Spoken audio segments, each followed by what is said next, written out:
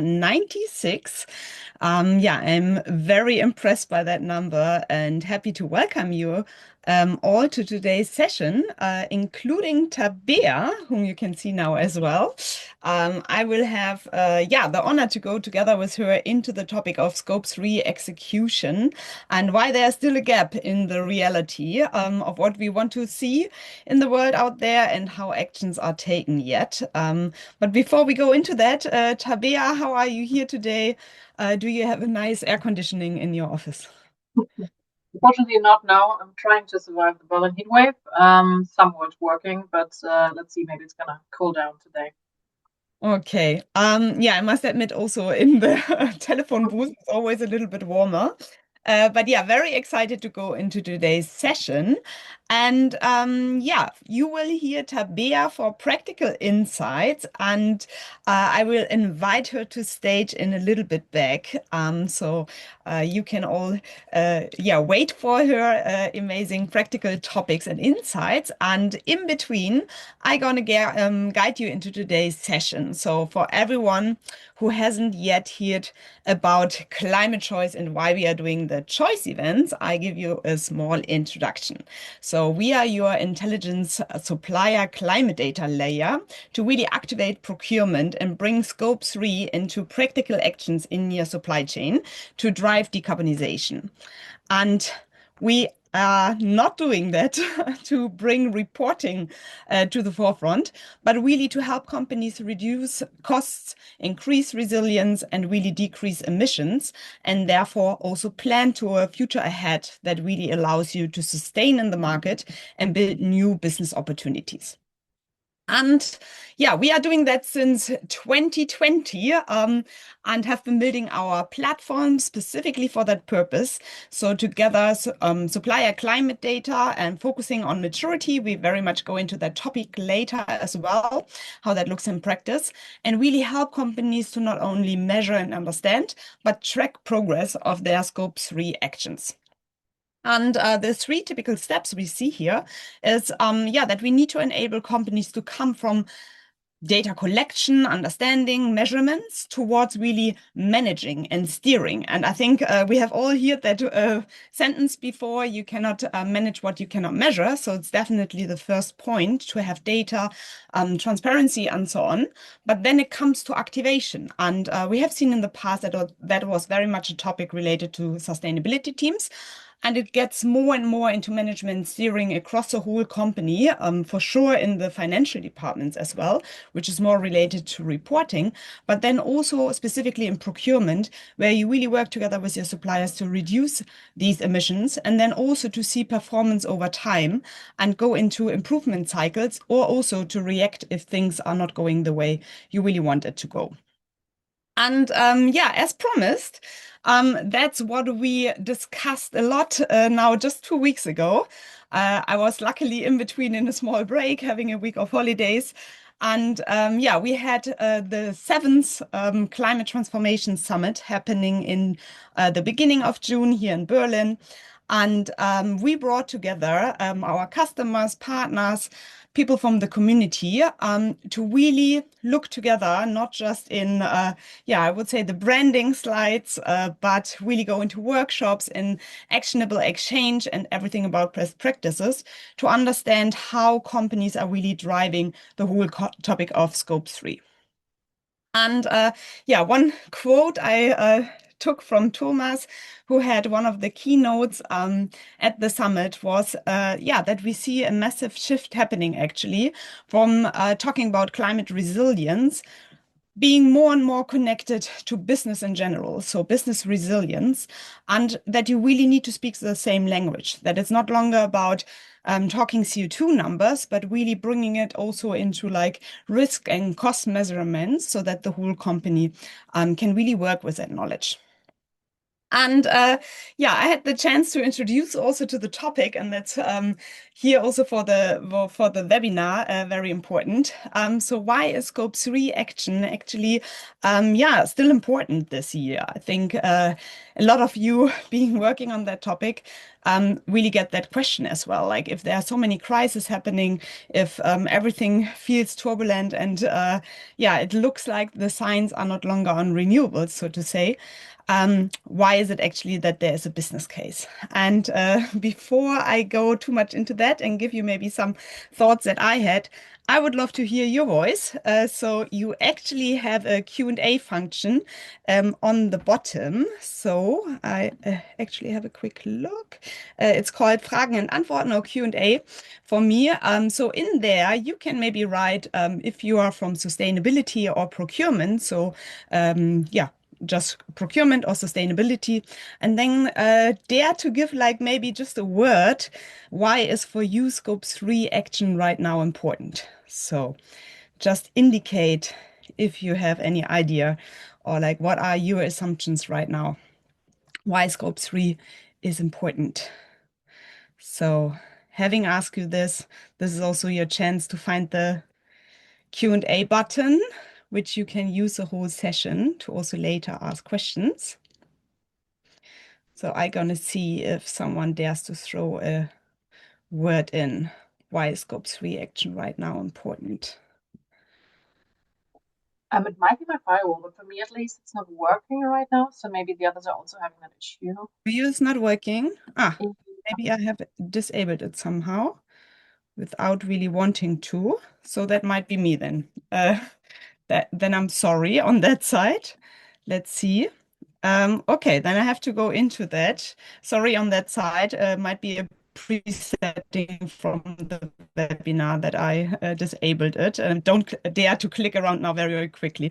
So yeah, then I go into the realm of answers. So we very much discussed that also at the summit. That yeah, inactions of climate actions in general really have their own costs because nowadays what we see with the fluctuation of yeah the prices related to fossil fuels that actually they are building up the real business case for renewables, and that yeah heat waves being not only in Europe visible, I mean like across the whole globe, but it's more and more evident that actually there's yeah a lot of risk of not taking actions, and that the market is just building up in a new direction. So one of the quotes being here then also that China has just published its 15th 5-year long planning, which really involves transitioning to renewables. And that might not be just the case for like, yeah, ideological reasons, but really to bring up the business case.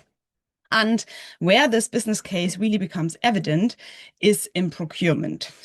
So while we have seen like pioneers like the CDP working since over 25 years in that area, mainly also working on voluntary reporting, it really shows that the moment companies yeah bring budgets behind their climate targets and take other buying decisions, this is where they can see if the climate targets, maybe also set with science-based targets, go into reduction or not. So the moment you really look into Scope 3, where like 80-90% of your emissions typically come from, sometimes even more, you really have to work with your suppliers. And yeah, it can be difficult because it becomes sometimes hundreds or thousands of suppliers. And this is then again where data plays into, so that you need more and more scalable programs, yeah, to steer towards using renewables, changing your production line, going into new business models, maybe going into circularity and so on.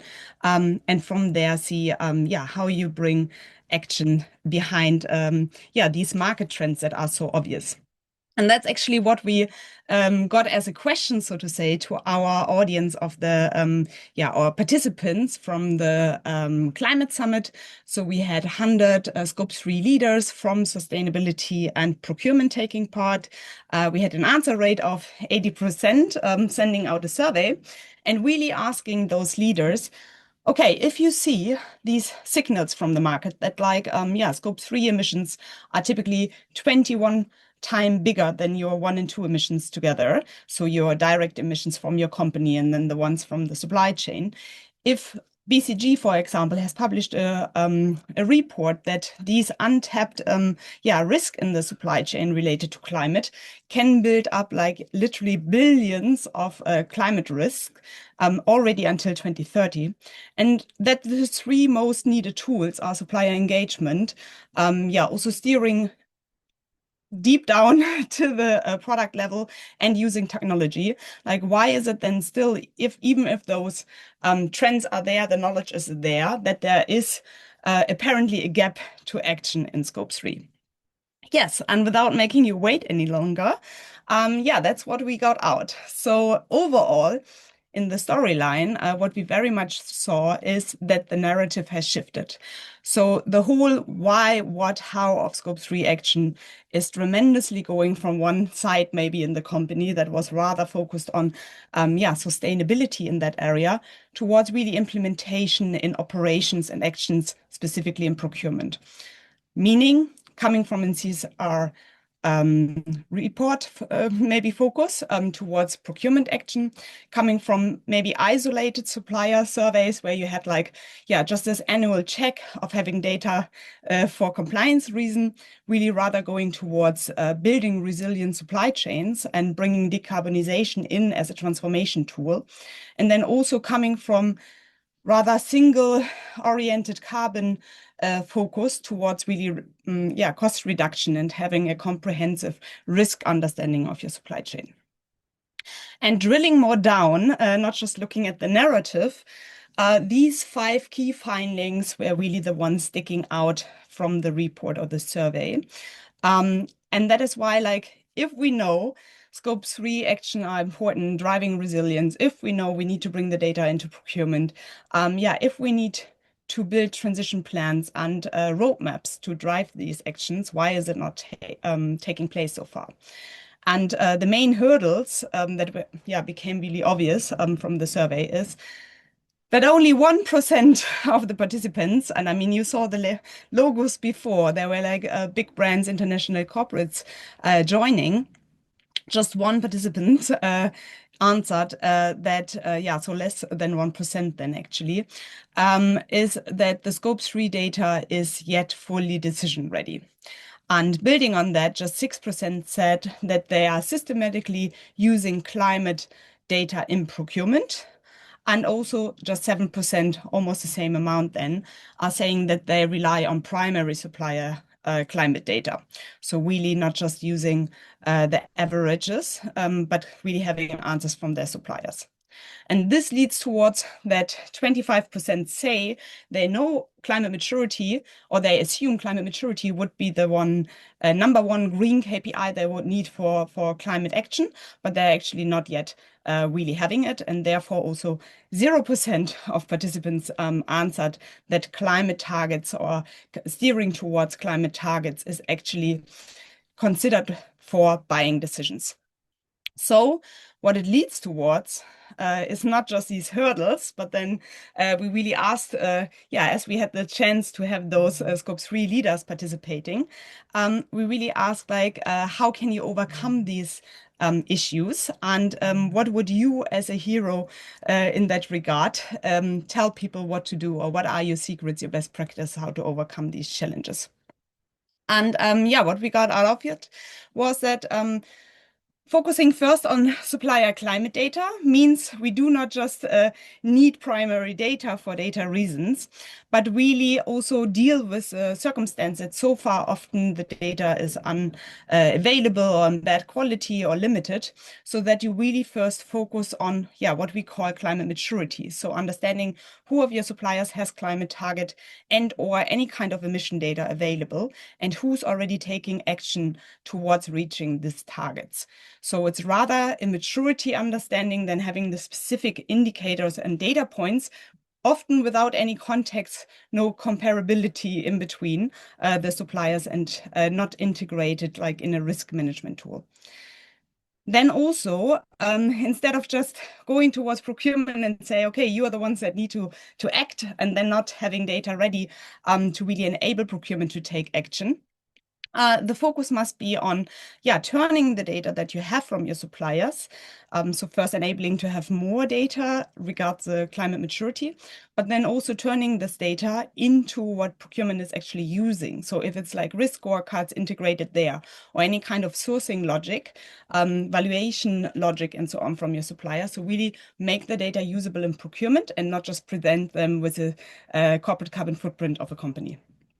And then, third point, even though we all love to have PCF data, specifically coming from the sustainability area, the comparability and quality often in the market, so from the suppliers, is often still very weak. So before really building the whole system around PCF data, also bring in a validation system, be able to collect a bigger amount of PCFs, benchmark the data, and find out in which quality it is there and how it can be really integrated also in your existing supplier maturity scoring. And then last but not least, we have all seen it. CSRD might not be the main driving force on the market anymore. And so it's also not in your company the biggest argument to bring action forward, to maybe unlock budgets and to go into action. So rather than focusing on reporting, the leaders we have been asking said they need or what they do is they connect scope 3 disclosure of suppliers with the topic of engagement and really collaboration and also new business models. So those are the insights from the report. It's not yet published. We will be sending it around, I guess, like in a month from here, building on also the case studies from different participants from the summit. All of them had, great workshops and keynotes, and present to each of these areas best practices.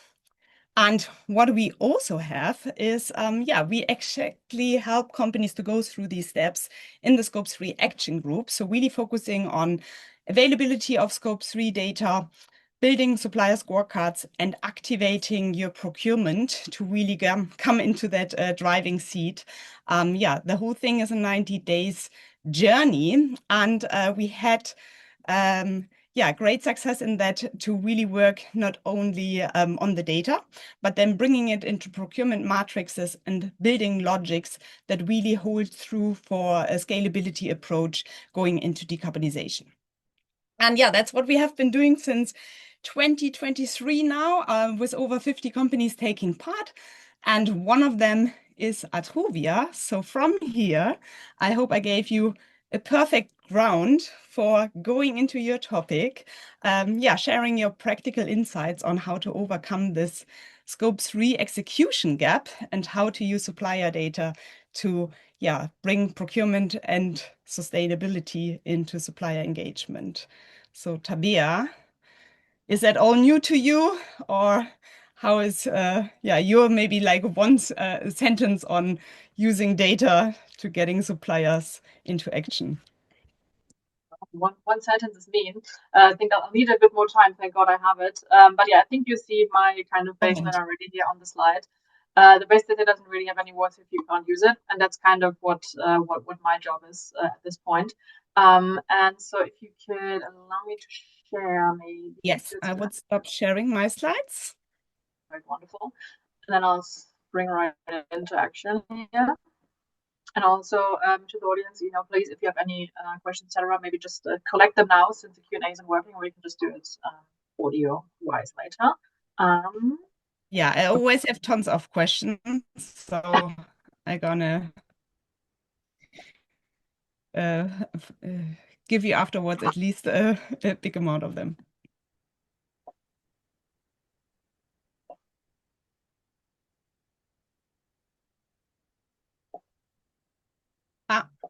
We have had a change of speaker setup, I think. Now you should be able to yeah, that would be one. I think we changed the device before. Let me see. Okay, this works again. Okay, so hopefully now you should see my presentation. Yes, in full screen. Yes. Looks good. Wonderful. Perfect. There you go. We love when IT works. Okay, wonderful. Hi everyone. Hi again, officially now. My name is Tabea.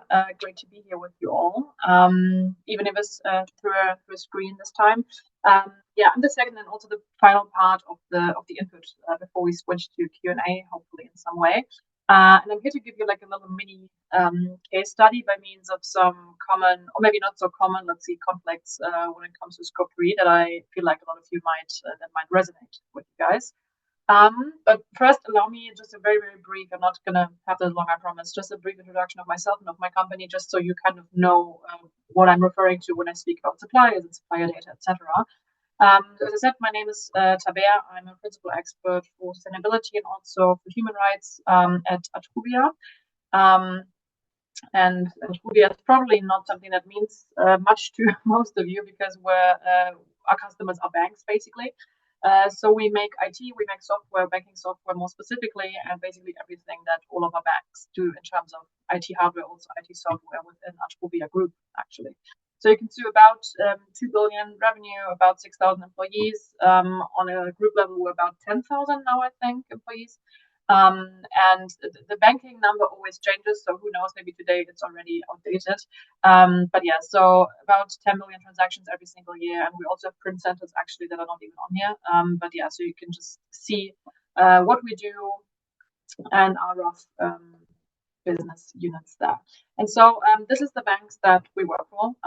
So if you are a customer of any of these, for example, congratulations, you are also one of our customers and hopefully happy with our product. And basically, we work for the co-op banks in Germany, the cooperative banking group, basically. So without all the fancy wording, I do sustainable procurement. I'm a human rights officer, as I said, which means I'm responsible for all the abstract risks in our supply chains and also regulation when it comes to all kinds of ESG topics for us, but also for the group, of course, because we work in groups. So yeah, to prepare for this little lessons learned retrospect session today, I kind of stepped back a little bit and asked myself, looking back over the last year since I last spoke in this context, what were kind of the big lessons in terms of our scope 3 journey? And it might sound a bit defeatist, but what I thought was very helpful for me, at least, is where did I lose hope? When it comes to scope 3, and also who's the villain in my story. And by villain, I don't mean my lovely colleagues. I mean more, was it data? Was it data availability? Was it processes? Was it time? Was it budget? Was it supplier engagement, etc.? So what really is the big roadblock for us to be able to get to actionable steps in terms of scope 3 with our suppliers that also work with our company goals, for example. And when I thought this through, these two questions, I came to two realizations, which this turns out to be my personal baseline in scope 3, and I hope that you can go along with me in this. Which is number one, that scope 3 is not a compliance checkbox or an ethical luxury, which sometimes I feel like it gets treated as by different stakeholders. But it's more, for me at least, a proxy for how well a company really understands its own value chain and also its risks and its future, really, in a global context. And I mean, we can see it right now in the last few weeks, over here in Germany at least, what climate change and like scope 3 really can do to businesses and also just to people. And then my second truth is that companies that treat scope 3 as a trade-in rather than a trade-off will outperform those companies who don't make that shift in time very soon, I believe. Because sustainability, and with that scope 3, of course, I think it's always like a bit of a negotiation, right? So you negotiate about data with colleagues, with suppliers. You have to negotiate language, which is something we're going to get into later a little bit more. And also you have to kind of, reckon with the uncomfortable truth, maybe, that there really are no clean hands in the system, only better or worse choices you can make, and partners like ClimateChoice, for example, who can help you maybe inform those choices. So yeah, which is why I call it the good, the bad, the ugly. So we're going to talk about also the ugly a little bit today. But yeah, so I tried to structure this into 3 base conflicts and also hopefully give you, for every single one of those, a bit of a roadmap of how to actually handle that conflict. And I hope we can have a fruitful discussion afterwards as well.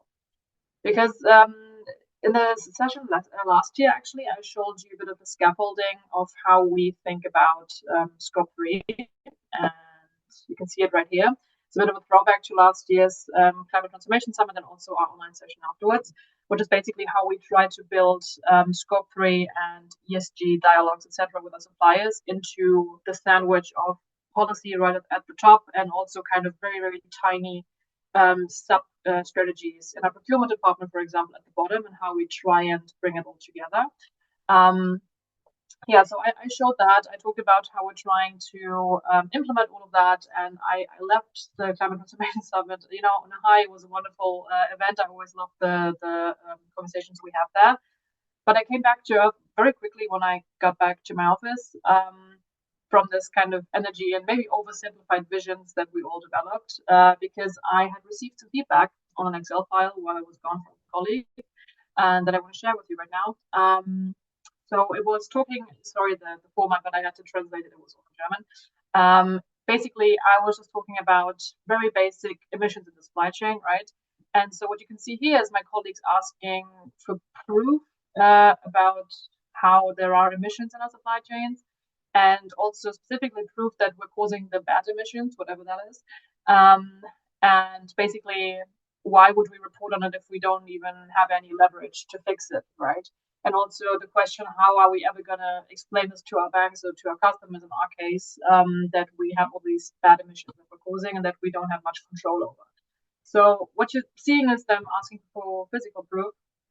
And I'm not showing you this honestly to call anyone out because I think it's a perfectly fine question to ask from different business units. But I think it's a good metaphor for what I want to talk to you about today, which is that you can't hold scope 3, but it's still very real, of course. It's still measurable, and ignoring it isn't going to make its impact go away. And I feel like on some level, we all get these questions every day, right? And other colleagues get them about other topics that maybe we don't fully understand. And however frustrating they can be, this really forced me at least to get even better at explaining why the invisible things are business reality and how we can make them count and how we can work with data that is much more big than maybe a product.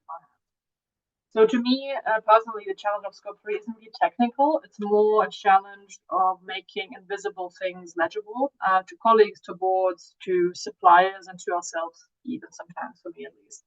So for the CTS, I actually brought a painting a few weeks ago that I want to show you as well now, that some of you might know, the first one at least, the second one, not unless you were at the CTS.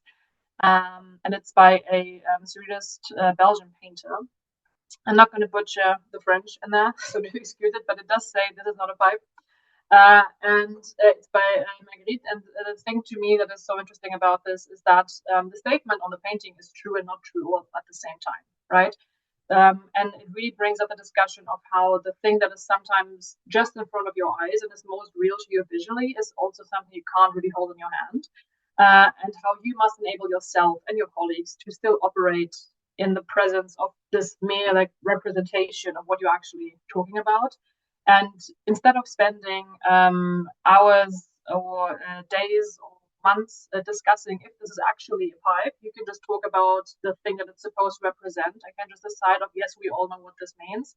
And even though we can't hold it in our hand, we know what we're talking about. Because the problem is, with me at least, as I said, we make IT. So the only physical thing we have is our data centers. Is some of my colleagues or maybe our customers as well, our suppliers, looking at all of this, which is our data centers, for example, saying this is not an emission. And again, it would be true in a way, because it's not an emission, it's a data center, right? And we're not the ones causing the emissions from the supply chain right there, but we are basically the end part of that chain. So for me personally, Scope 3 is the perfect Marguerite problem, who is the painter from the painting on the left.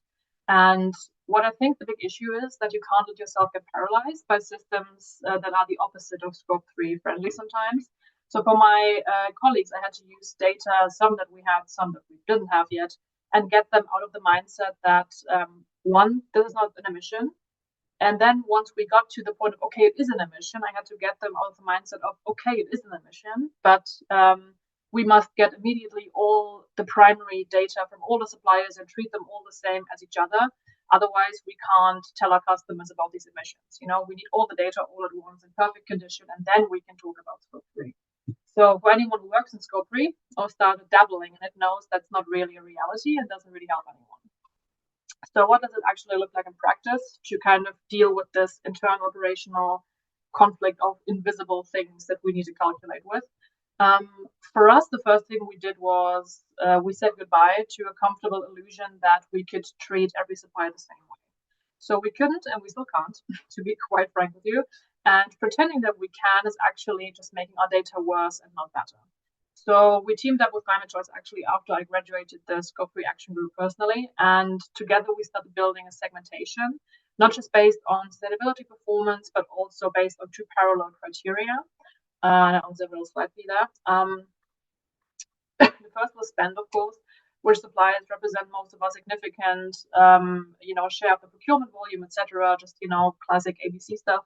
And then second was also strategic importance. So which of our suppliers are actually crucial to us for knowledge, criticality, dependency reasons, even if their spend isn't top tier, maybe, which is an important distinguishing factor. So those two lenses together gave us a much more honest picture of where to focus our energy. And here's my personal key insight, at least, which is that once we had that segmentation, we started treating it as a supplier management tool.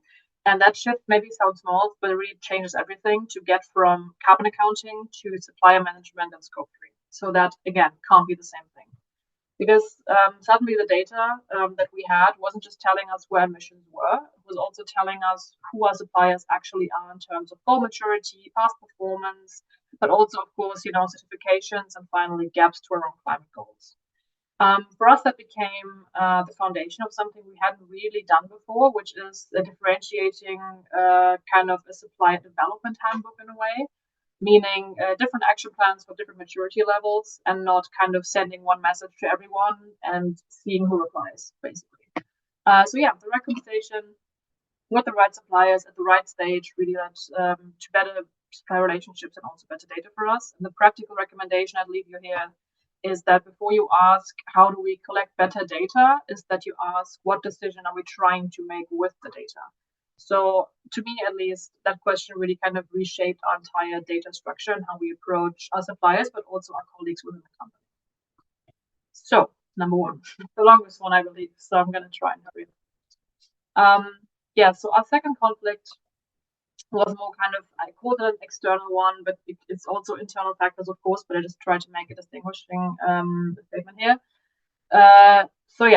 We basically looked, or me preparing for this and us as a company, we looked at vocabulary because we realized, again, working in imperfect systems, that we can't always choose the words we would like to choose if our sole goal is good data, good supplier relationships.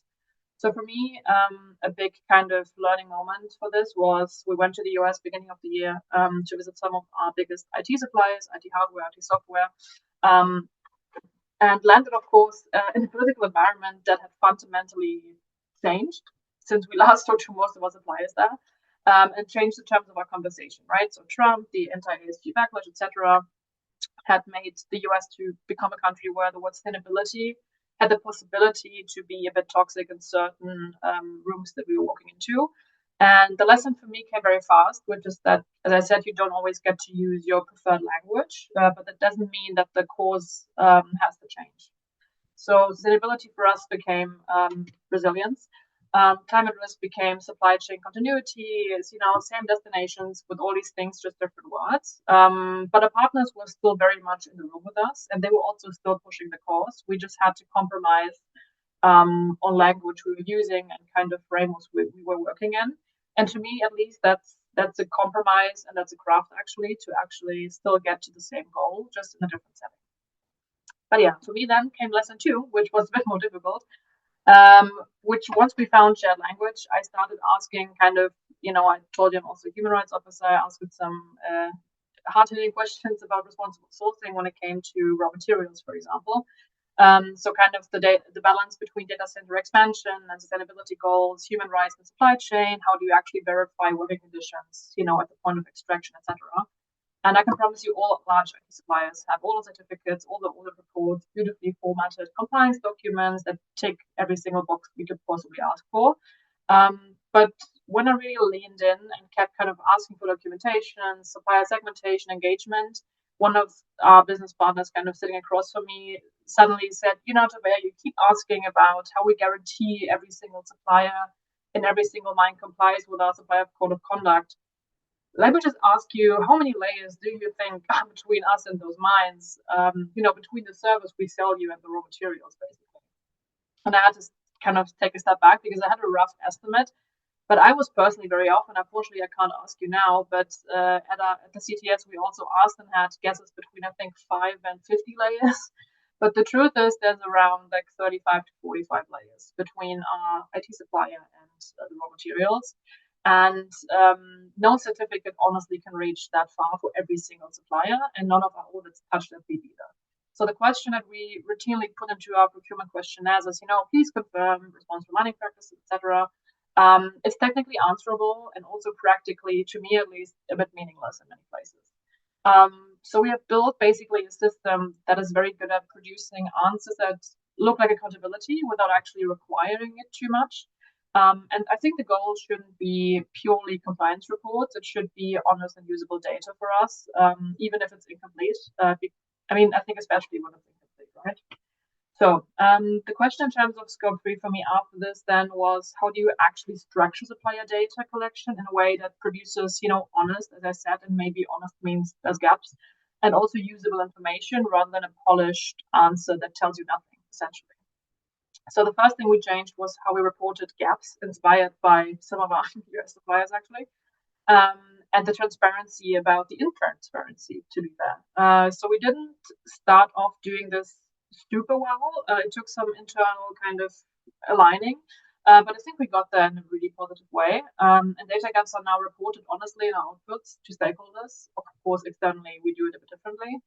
And what helps us get everyone on board was kind of the reframe that in the current European regulation environment, not requirement, with sustainability goal setting and kind of communication requirements tightening more and more, honest gap reporting is not just ethically maybe preferable, but it's actually a lower risk position legally as well, right? So suddenly you get management on your side much easier when it comes to gap reporting, which was positive for us. And the second thing we changed was our kind of format by supplier type. I'll show you this one. So for larger spend suppliers, the big IT companies, etc., the engagement is largely structured and formal. They also already usually have very good systems, goals, and whole teams that only take care of CO2 neutral concrete, for example. That really was a big aha moment for me.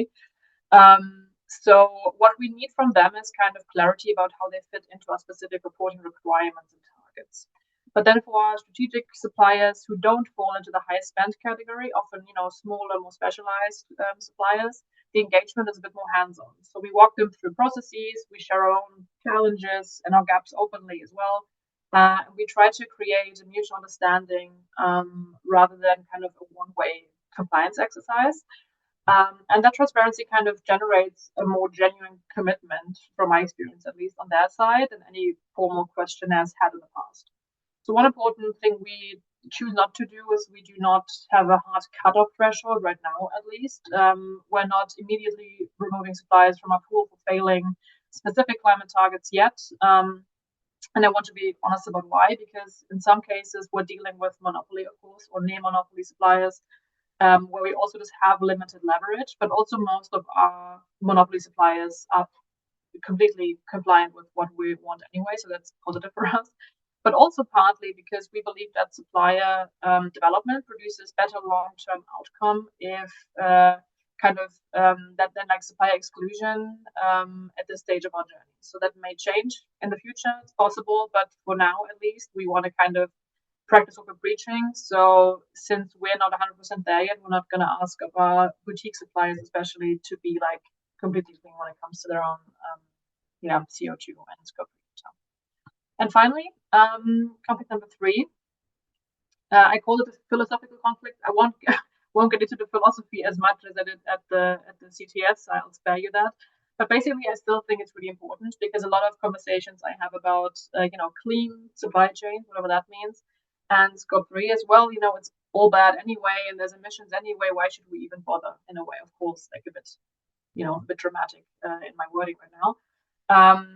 It's a bit of an uncomfortable point to make, maybe, but I want to just briefly take you along this journey because, to me at least, there are no clean supply chains, and there is no pure ethical AI expansion at the current scale. I work in IT. I feel like I'm allowed to say that.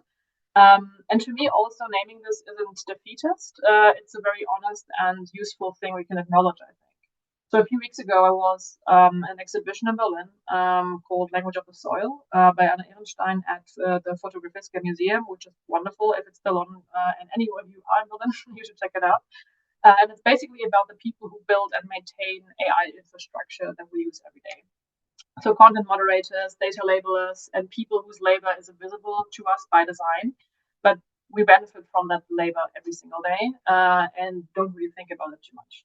So what that exhibition showed is that we have unconsciously trained ourselves into believing that what we cannot see doesn't really belong to us and isn't really our responsibility, right? So when my colleagues kind of try and say, well, this isn't an emission, regarding that version of the painting that I showed you, someone looking at the AI interface might say, this is not a labor rights issue, right? It's both true, kind of. It's the same move every single time, which means making something invisible so you don't have to be responsible for it in a way. And I think, to me at least, that treachery of images makes that painting in its most dangerous form, because it's not a painting, it's a habit of mind in a way. And scope 3 as a concept, I think at least, exists precisely to dismantle that habit in a way, or it can act as that, I think. Meaning giving you an accounting framework that says that actually the invisible things do matter and that it's not just bureaucracy, but that it's almost like a moral stance dressed in French cheap language, let's say. So I'm raising this not to create any guilt, but more to kind of visualize and to name the mechanism. Because once you name it, I think you can work against it. And that is exactly what scope 3 work does or can be for me and also for all of you. So, find your allies and human factor in your work, because scope 3 is simply the accounting framework that says that we actually should count this and we should feel responsible for kind of the footprint that we have globally. So, enough with the heavy stuff, coming to the actionable part of all this, meaning what does it look like structurally for us if we take responsibility for what is invisible to us, basically, and how does it actually flow into decision? So at Atruvia, scope 3 sits within my business unit, which is finance, regulation, and procurement. But I want to be honest, the handoff between the data collection and business decision making is not yet fully standardized as a process for us. It's still kind of learning by doing and kind of adjusting all the little knobs I just told you about earlier. And I think that honestly is very useful because I suspect many of you are also in the same place, hopefully. I don't think we're alone in that. And what I can tell you is what worked so far for us. Meaning first, getting procurement for us, at least procurement and also corporate strategy aligned very, very early. So before kind of deciding on supplier engagement formats, etc., and not kind of doing it as an afterthought, we are in AG structure, which means decisions need to go through the right stakeholders, of course, and building kind of that alignment up front and, going to management as a united front, so to say, significantly kind of saved us from having a lot of friction. Secondly, making a clear internal distinction between emission goals at a company level and supplier development at an operational level. So really kind of distinguishing the two. These are not the same conversation and they shouldn't be run by the same process, I don't think. One is about targets, which is valid, and one is about relationship, which is also valid. And conflating them creates confusion, I think, for your colleagues and for management as well, and also for your suppliers in many ways. So finding common ground and aligning, but not conflating the two, for me, is a big takeaway. And then third, and this is the one I'd ask you to take into your next team conversation. Ask yourself whether scope 3, whether your chosen scope 3 tool is functioning as a carbon accounting measure or as a supplier management measure. Because for us, for example, with ClimateChoice, it's not a carbon accounting tool. For us, we do carbon accounting somewhere else, right? For us, it became most valuable kind of to make that shift. And the data didn't change, but we changed the questions we were asking of the data. But of course, you have the pros in the call. You could answer your questions. So you almost made it. We're at the takeaways for Monday morning, I like to call it. I mean, I know it's only Tuesday now, but you have some time to think until Monday. Let me bring you back to the title and leave you with kind of 3 things you can hopefully actually use out of all of my babbling. So I called the presentation The Good, the Bad, the Ugly, and I want to kind of shed some light on what I mean by that.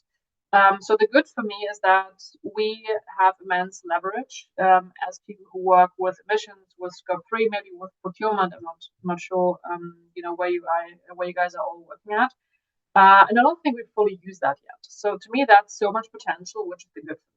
The bad for me is that the system right now, at least in my experience, isn't entirely built for this. So it's not necessarily built for working with those, with those gaps, with that guesswork, and with those different approaches for different processes. So we kind of have to bend it to our will a little bit without making it obvious that we're doing that, of course. And the ugly for me personally is that there are no clean hands or no clean supply chains, which includes my own, of course. But realizing that and kind of addressing that openly, I think gives you a lot of freedom to actually make choices within that imperfect system. So yeah, I talked about three conflicts, three takeaways, and then you made it. Number one, scope three, I don't think is an emission problem. It's an information and a communications problem to me. So the data doesn't have to be perfect, and it's not going to be, but it has to be usable for you and what you want to use it for. So find tools, find partners that enable, whatever you want to do with it. And also your skeptical colleague isn't your villain. They're actually a mirror who force you to get better at your job. At least that's the case for me, constantly, and still is. Number two, sustainability is not a trade-off, it's a trade-in you take for longevity, and you need to learn to speak the language of the room that you're in. So, conviction and flexibility, at least for me, are not opposites, and we need to say goodbye to that thought process, I think. And then finally, there's no clean hands, there's only the direction you're moving in. And what I hope that I could show you today is that, the monsters in this space are kind of a lot smaller when you look at them and you name them. And that kind of allows you to have more tools to face them than you think maybe already. So yeah, I don't think we should see ourselves as a compliance function or as a, more as a force multiplier maybe. And every action and kind of every euro, dollar, whatever, wherever you work in spent is always a vote, always a choice. And you'll, cast dozens of them all the time. So it's not really about making like a verdict. It doesn't have to be perfect. It just doesn't have to be a protest. You don't have to burn the whole system down. You just have to have the data you need to vote consciously in the direction of something better with the full knowledge that the system, isn't perfect. And you kind of allow yourself to operate within it anyway. And then, yeah, that's me. Thank you so much for listening. And my final kind of sentence to you would be that, make sure you realize that the things you can't see still belong to you, and what you do with that is up to you. But I'm very open for some discussion and for some questions if we can figure out how to do that. And if we can't, you can always hit me up on LinkedIn. I'd love to have this conversation with you about the point you just made.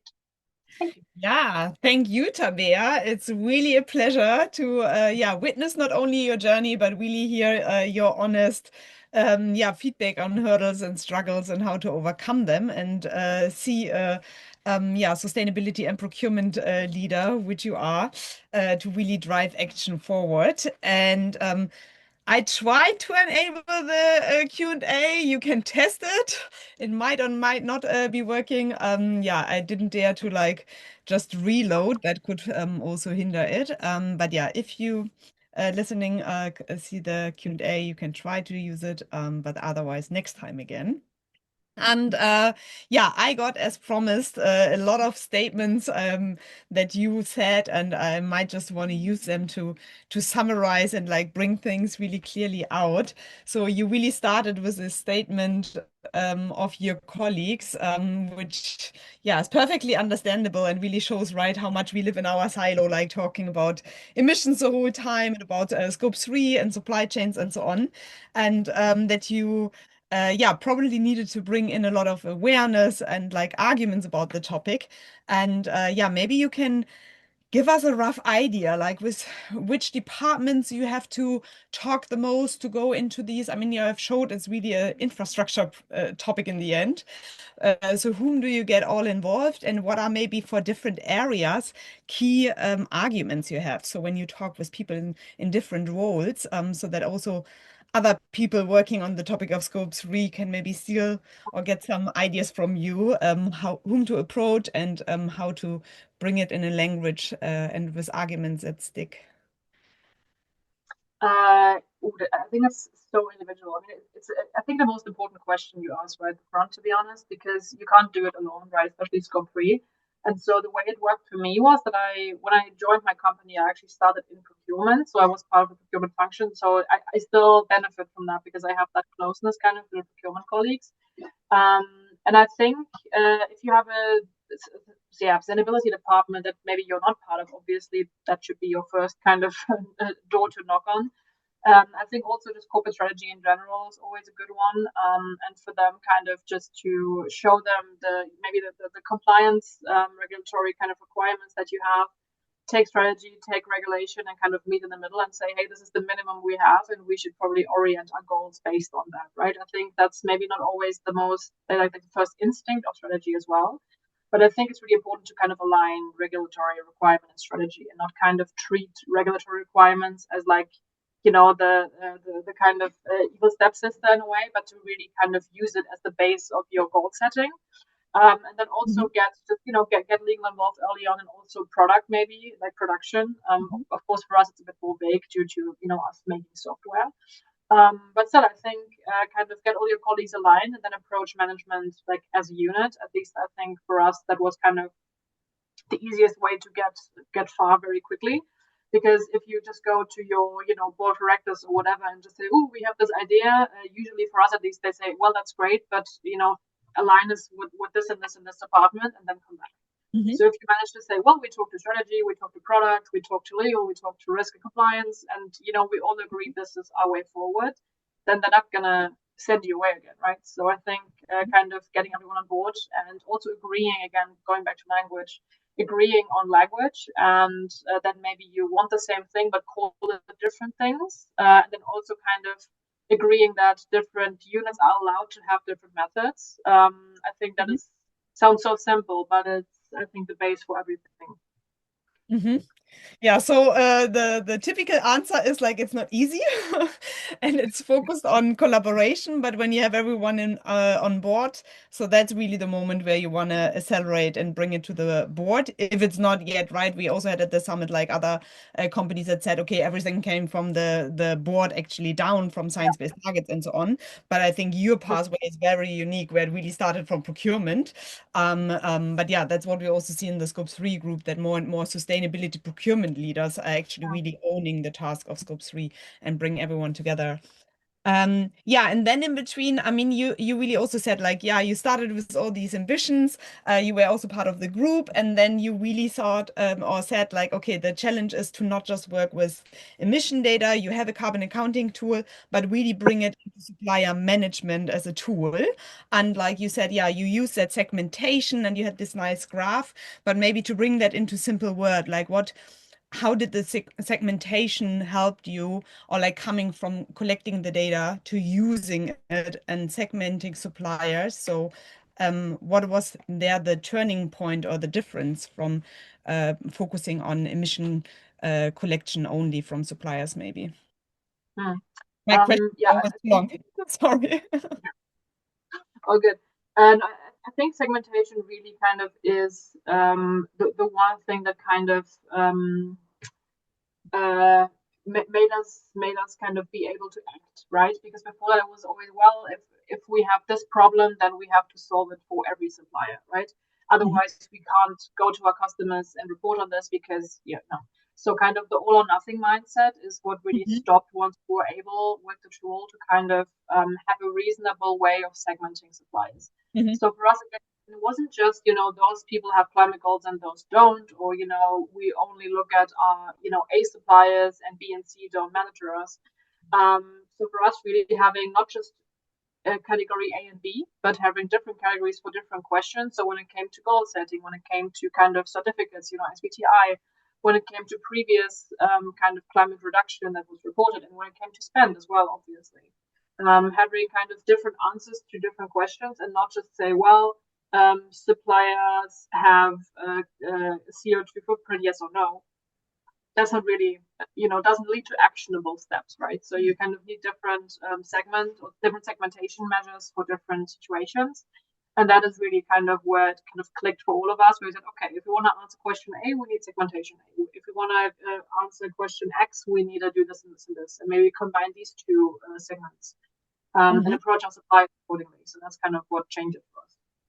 Yeah, I really love that because I think that's really where we all also in the market kind of started like 5, 6 years ago when everything was just about the corporate carbon footprint often, or Mm. like maybe that was the first understanding often, and then really seeing without the context you at least need the corporate carbon footprint of a lot of companies to compare them. Then you need them over time to see if emissions really go down or not. And then if you want to answer exactly these questions, right, for a lot of companies, it's like, okay, do they use renewables or how much is the Mm. percentage of it? Or they are in a specific industry, like are they using recycling? Are they using circular products or something? So for every use case, you have a different question kind of, and something else that's most important. And that's nothing you can just answer from the corporate carbon footprint if you don't have like all the documentation. And then the it comes to the data quality and so on. So you really looked into like what are the different answers we need, and then how can we work with the suppliers in different ways, I guess, and from the different segments. Mm. Great. Then looking to the time, I have one more question. I mean, like you said, okay, as well, certificates are not the thing you want to have. You really want to understand where suppliers are and then develop them and like, yeah, lead towards action, use the data. Is there something maybe, yeah, how you develop suppliers or something that you have for the next few years? I mean, we always talk about 2030. It's just 4 years. Is there something specifically you want to change in the supply chain, or what are like maybe next steps that also other people you would say like are maybe not the low-hanging fruits, but the next ones to Mm. develop suppliers? Yeah, I mean, I think like an obvious one when it comes to kind of IT, because of course we don't just host in our own data centers, we also have a lot of cloud, right? But when it comes to green energy, of course, and I think right now for us it's difficult to kind of really get to the bottom of how do our suppliers define green energy, because I feel like this is kind of softening a little bit the definition. So for us, that really is a big one. And also when it comes to data center expansion, as I said, with our big suppliers, kind of see how they walk that line of, okay, we're expanding and expanding and expanding, but also we have sustainability goals, right? Because it always, to me at least, seems a bit like the kind of like a conflict, but it doesn't have to be necessarily. We also have to kind of be realistic, as I said, imperfect systems, and there is still a lot of decisions to make that are better or worse maybe.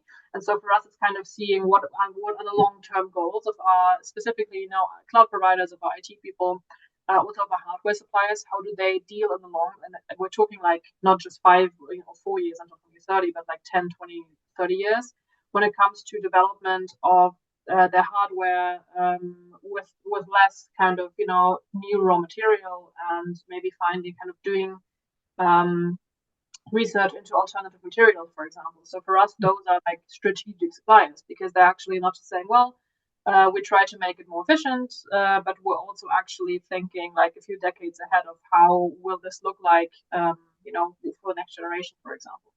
So yeah, kind of again, walking the line of, as you said, like low hanging fruits, and then also kind of medium hanging fruits, maybe, that kind of the super long term goals of our most strategic partners.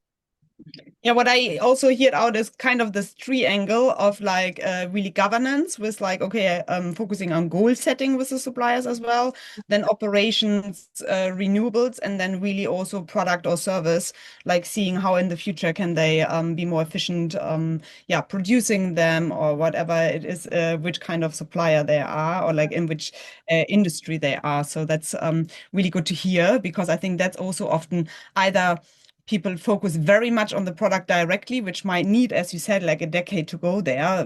Companies really need to rebuild new business models, but like the governmental structure is something we can right now start with and gives an indication if a company really goes towards it, setting targets, and then also immediate actions everyone can take is like renewables and pays off definitely in the last few years. Great. Yeah, it was a big pleasure to speak with you. Thanks a lot, Tabea, for taking the time. I hope you're not melted. I very much enjoyed the time. And yeah, everyone listening, I'm sorry we had the hiccup with the Q&A. But yeah, so I had more time to ask questions, prime seat. Love that. And yeah, we are actually just before our summer break in July. Yeah, today is 1st of July and August. So probably see you back in September. And yeah, until then, I would wish everyone a reasonable, nice summer and maybe plan rather for the mountains and the seaside. But yeah, uh, hope you have a good time then also, Tabea. Thank you, everyone. Thank you. Bye bye. Bye.